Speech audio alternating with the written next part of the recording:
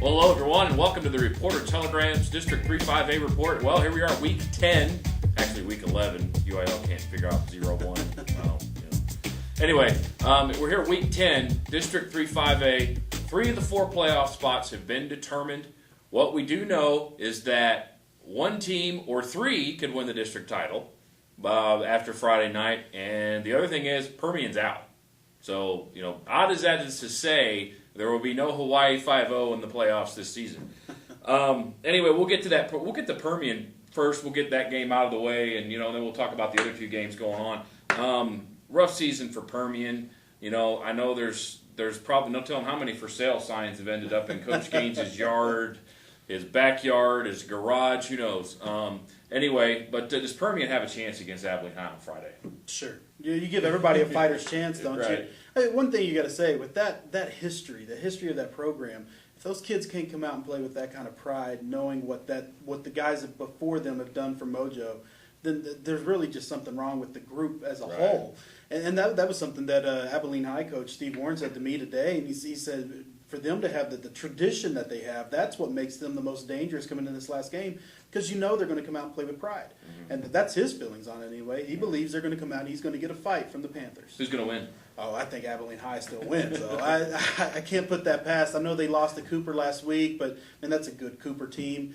And, Abilene High is still one of the best teams in this district. They're still going to be someone to reckon with in the state playoffs. I like Abilene High pretty easily. I'll go 42-17. Okay. I think Abilene High is going to win at this one. I don't think we're going to quite see the 77 points they put up against Lee, although it is possible against Permian's defense. I think it's going to be 56-14. I really think Abilene High is going to roll in this one and keep the pedal on the floor to make sure Permian does not get any momentum to try to come out and beat them. Big game at Ratliff Stadium Friday night. Lee at Odessa High. You win, you're in. You lose, you're out. And being out with 4 playoff teams, that's rough. But an overachieving Lee team has found its way into the playoff hunt. An Odessa High team that's been beat up, beat Permian last week, and has put themselves in the hunt for the playoffs. Jonathan, this game looks to be, it could be an offensive showcase, couldn't it? I think so. Lee's defense has struggled to stop teams from running. Bradley Marquez is there. The one thing Odessa High has is Bradley Marquez and an offense that can put up a lot of points because of him. And you can no longer just focus on him either because of Johnny Campos and what he's capable of. He had 3 touchdowns last week against Odessa Permian. Same time, Lee finds a way to do things offensively. Adrian Horton has been fantastic. He's healthy again, recovered from the concussion, and looking good. He really was a key part of bringing Midland Lee back into the game against MHS last week and giving them a chance to win it. So it's a tough one to project. It really is. Could it be like a 56-52 final? I think so. Yeah. Similar to what the Abilene High Lee Cooper Lee score Yeah. was. So I'm going to give it Lee. I think it's close. And I will go high scoring. I'll say 42-41. Extra point cost somebody. Wow, it's an interesting. Special teams. Special teams work for Lee all year. Special teams work for Lee all year. I do have to say this: Lee is going to give up a ton of yards to Bradley Marquez. This game is going to be like a 6-man game. It's going to be who gets the stops at the right times to give their offense a chance to get that 1 touchdown lead, the 2 touchdown lead, whatever they need, because there isn't going to be a whole lot of defense played in this game.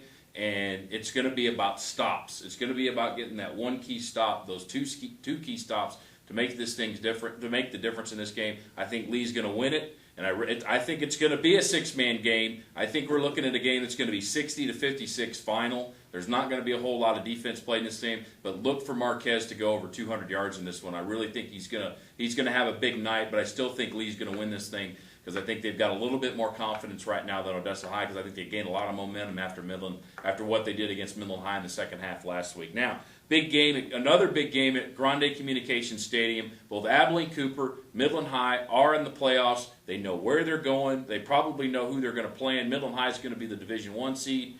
The top seed in Division I. Abilene Cooper is going to be the top seed in Division II. That's by tiebreakers, everything else. The key is that district title. And Coach Yenser talked about it last week. I'm sure he's talked about it this week. Cooper hasn't won a district title in a while. Midland High hasn't shared a district title since '88. Heck, they haven't even won an outright one since '51, and that's predating Abilene High's street team. So a lot on the line for Midland High, but how does Coach Yenser kind of keep things on an even keel, knowing, okay, we're still in the playoffs, win or lose this game, our seeding's not going to change. Our record will.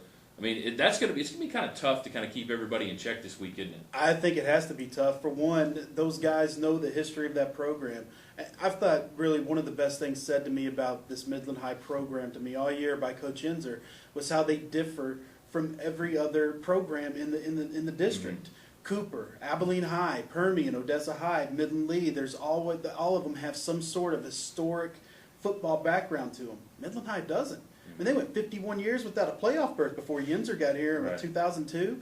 So they're building a program there. So these guys take a lot of pride in it. The fact that they haven't won a district title since 1988 when they shared it, and then even deeper or even longer before they even won one outright. There's a lot of pride with this team right now in that whole thing. And they're trying to, I think, low-key it, not talk about it too much with the kids. It's on their minds. Right. They know what's at stake on Friday, and I think they're going to come out with a lot of pride because of it. Well, who do you think is going to win? Man, this is a tough one for me. I've been the guy handing out the Abilene Cooper Kool-Aid all year. And I don't think handing out's the right word. I think you got a fire hose trying to spray people with it. Douse them, whatever I could do. I mean, I really was trying to drive that bandwagon. I'm impressed with them. Clayton Nicholas was amazing as a quarterback last week against Abilene High. His numbers, 20 of 37 for 355 yards and 2 TDs against a good Abilene High defense. Yeah. So and if you want to concentrate on him, so back in nickel, they got 2 running backs that can blast you all day right up the middle, and Alfred Cooper and Devon Riddick. Man, this is a tough one to project. I'm giving Midland High the edge because of its defense and because they're at home.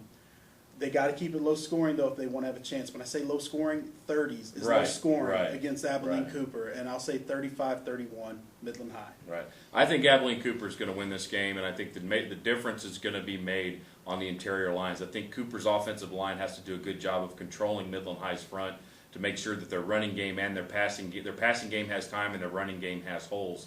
Because I don't think Cooper's going to gash Midland High like they have a lot of other teams. But if they can get 6, 7, 8 yards, they've been proven to do that. And Cooper has to stay. This is a game where Cooper's really going to have to stay balanced. I think Cooper's going to win it. I think it's going to be one of the odd scores. I think it's going to be 32-28. I just think Cooper's just got a little too much firepower for Midland High. And I really think as much as Midland High may not be talking about it, what happened against Lee last week is still sticking in their mind a little bit. You have a 29-0 lead, and you don't essentially close it out like you needed to, and I think that's going to be sticking in their mind a little bit. I really think Cooper's going to take this game, but Midland High cannot